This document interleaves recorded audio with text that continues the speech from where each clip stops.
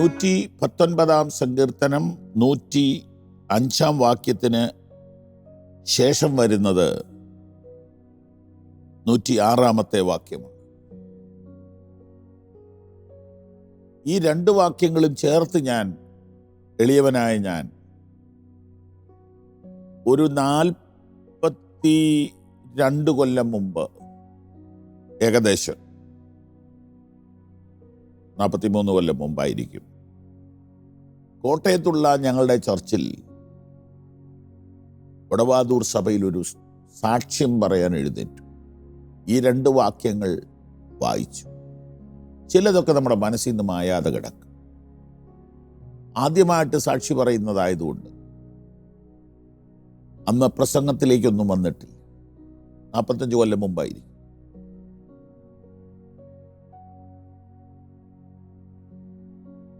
അന്നൊരു സാക്ഷ്യം പറയാൻ എഴുന്നേറ്റപ്പോൾ ഈ വാക്യം രണ്ടും വായിച്ചിട്ട് ഇങ്ങനെ പറഞ്ഞു: ഇതിൻ്റെ രണ്ടാം ഭാഗം ഞാൻ നിവർത്തിക്കാൻ ആഗ്രഹിക്കും, ഒന്നാം ഭാഗം ഞാൻ അനുഭവിക്കും. അത് ഞാൻ ഇന്നും ഓർത്തിരിപ്പുണ്ട്. എന്താണ് രണ്ടാം ഭാഗം? നിന്റെ വചനം എൻ്റെ കാലിന് ദീപവും എൻ്റെ പാതയ്ക്ക് പ്രകാശവുമാകുന്നു. Your word is a lamp for my feet and a light for my paths. അതെ, നിന്റെ നീതിയുള്ള വിധികളെ പ്രമാണിക്കുമെന്ന് ഞാൻ സത്യം ചെയ്തു, ഞാനത് നിവർത്തിക്കും.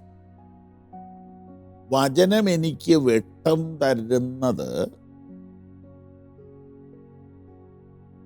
നേരായ പാതയെ തിരഞ്ഞെടുക്കാൻ വേണ്ടിയാണ്. ശരിയായ കൂട്ടുകാരെ തിരഞ്ഞെടുക്കാൻ വേണ്ടിയാണ്. മികച്ച കാര്യങ്ങൾക്ക് കൈ കൊടുക്കാൻ വേണ്ടിയാണ്. അങ്ങനെ വെട്ടം എനിക്ക് വഴികാട്ടി തരുമ്പോൾ ഞാൻ അതിനോട് എങ്ങനെ പ്രതികരിക്കുന്നു എന്നത് ഒരു പ്രധാന വിഷയമാണ്. നിന്റെ നീതിയുള്ള വിധികളെ പ്രമാണിക്കുമെന്ന് ഞാൻ സത്യം ചെയ്തു. നോക്കൂ, 3 കാര്യങ്ങൾ ഇവിടെ ചേർന്ന് വരുന്നു. വചനം ഒരു ഉൾവെളിച്ചം തരുന്നു, കാട്ടിത്തരുന്നു. അപ്പോൾ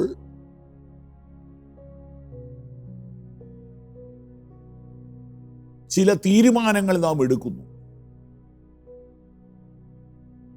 പിന്നത്തേതിൽ അത് പ്രാവർത്തികമാക്കും.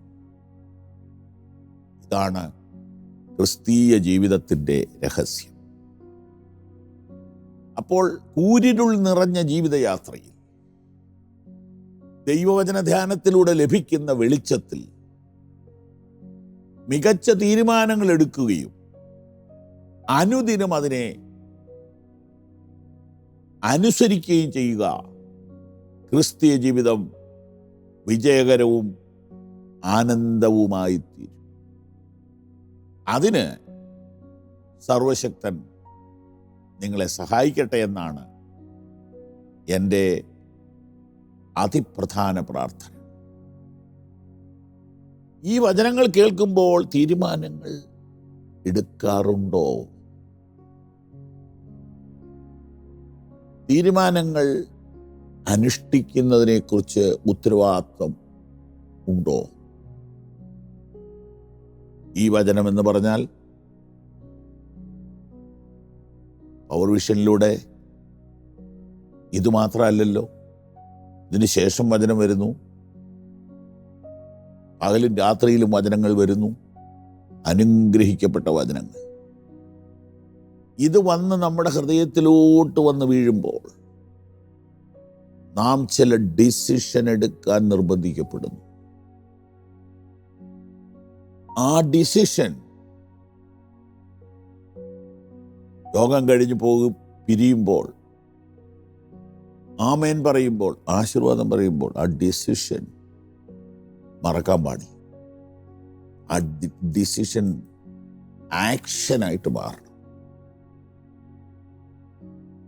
അങ്ങനെയല്ലേ അതിൻ്റെ ശരി? നമുക്കൊന്ന് പ്രാർത്ഥിക്കാം. പ്രിയ കർത്താവേ, വചനങ്ങൾ ഞങ്ങൾക്ക് തരുന്ന വെളിച്ചത്തിൻ്റെ മുൻപിൽ നല്ല തീരുമാനങ്ങൾ എടുക്കുവാൻ,